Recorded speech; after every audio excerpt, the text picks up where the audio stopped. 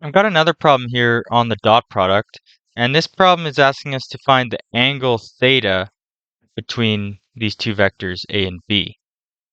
So I've drawn out the situation here. We're in 3 dimensions because we have 3 unit vectors, and I've got the vectors here. Now I've drawn these dotted boxes just to show perspective in 3 dimensions because it's hard to draw in 3 dimensions, but I've essentially am showing here where this vector is going. And so in this case for A, we're going 3 in the x direction. We're going 4, -4 in the y direction. So this is the y-axis, so we're going 4 down. And then we're going 1 in the z direction, which is this way.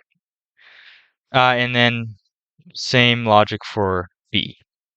So we want to solve for this angle here, theta. And so how do we do that? Well, we, as always, go back to our dot product definitions. And so the angle between these two vectors a and b is just this theta here. So the first step we can do is solve our geometric definition of the dot product for theta. So we'll do it one step at a time by multiplying or dividing over our a and b magnitudes. So cosine of theta is a dot b divided by the magnitude of a times the magnitude of b. And then to solve for theta, we can use our inverse cosine function. So arc cos of a dot b over magnitude of a, magnitude of b. So now we have the basic equation that we need to solve for this. And we need to figure out a few things within this equation. So one is we need to find out what a dot b is. We don't know what that is yet. And we don't know the magnitudes. I don't know what I'm writing here. We don't know the magnitudes of A or the magnitude of B. So we need to find all these things. So let's take it one step at a time. How do we find our dot product?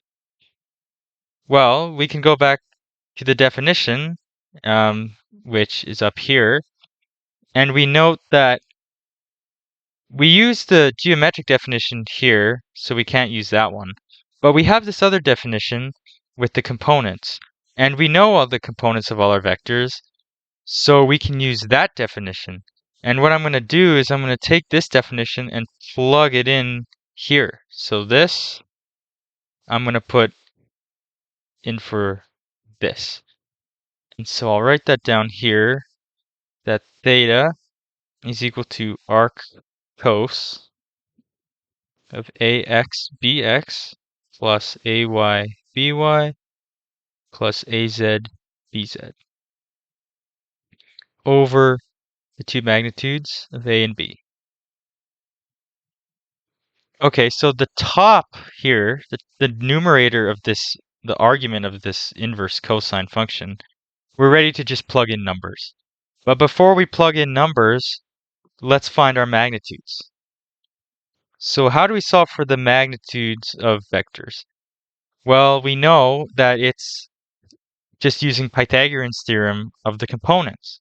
And so these are in 3 dimensions, and so it's no different from 2 dimensions. So we take our a magnitude is equal to our x component squared plus our y component, -4 squared, plus the z component squared.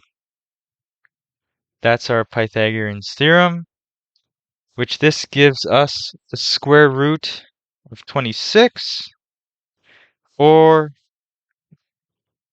rounding it to 5.1. And this squiggly equal sign just equals approximately because we're rounding. The magnitude of b, similarly, is 7 squared plus 1 squared and plus -5 squared.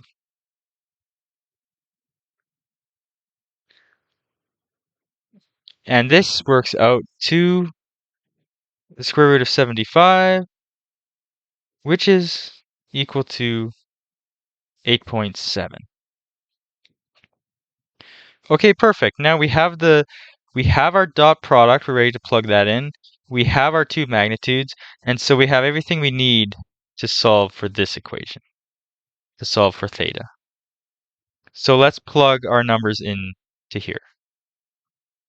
So theta is equal to arc cos of ax. So we have our ax times our bx, 3 times 7, plus AYBY minus 4 times 1. And then we have our z components, 1 times negative 5. Divided by the multiplication of our two magnitudes, 5.1 times 8.7.